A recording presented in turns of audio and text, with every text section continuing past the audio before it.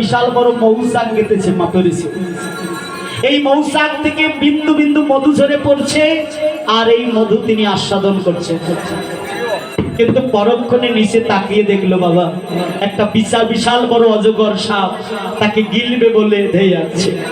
কৃষ্ণকে বলছে, কৃষ্ণ এই মানুষটিকে সাবধান করো, ওই মানুষকে তো মধুপানে ব্যস্ত, ওর পিছনে যে অজগর সাপকে গিলবে বলে ধেয়ে যাচ্ছে ও জানে না। কৃষ্ণ বলছে, দাদা তুমি সাবধান করো, আমি পারবো না। এই যে যুধিষ্ঠির মহারাজ বলছে যে, ও ভাইয়া এই যে মধু খাওয়া বাদ দাও ভাই, এই যে মধু খাওয়া ভাই, আরে মধু খাওয়া বাদ দাও গো, আরে পিছনে তাকিয়ে দেখো, তুমি তো মধুপানে ব্যস্ত, কিন্তু পিছনে তাকিয়ে দেখো অজগর সাপ তোমাকে গিলবে বলে ধেয়ে যাচ্ছে। উনি ডাক শুনে বলছে, দাঁড়ান রে ভাই আর একটু খাই, দাঁড়ান তো আর একটু খাই। আবার বলছে, ও দাদা আরে মধু খাওয়া বাদ দাও গো, এই দেখো পিছনে অজগর সাপ তোমাকে গিলছে। দাঁড়ান রে ভাই আর একটু খাই, কেন এরকম করছে, দাঁড়ান। ওই দাঁড়ান দাঁড়ান করতে করতে অজগর সাপ এসে গিলে ফেললো।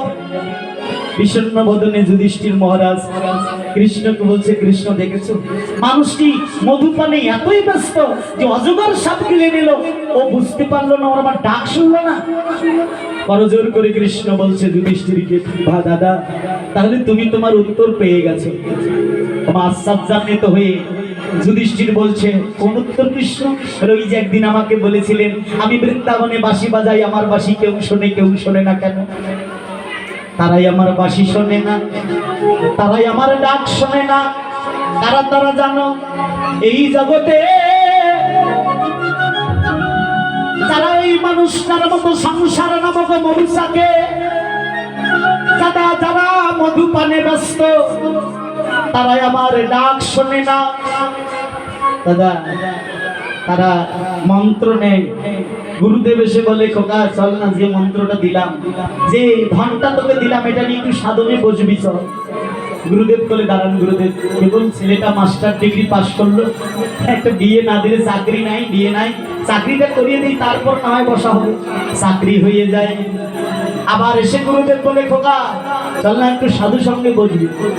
দাঁড়ান গুরুদেব, কেবল চাকরি হলো, একটা নাল টুসটুসে বউ না দেখলে, বউয়ের মুখ না দেখলে কি করে যায়?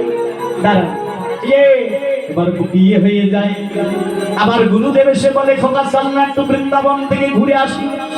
দাঁড়ান গুরুদেব, কেবল তো বিয়ে দিলাম, ছেলেটা একটা নাতি নাতনির মুখ না দেখলে কি করে যায়? এই যে দাঁড়ান দাঁড়ান করতে করতে এই সংসারের বিষয়ে বাসনা রূপী অজগর সাপ আমাদের জগতে গিলে ফেলে।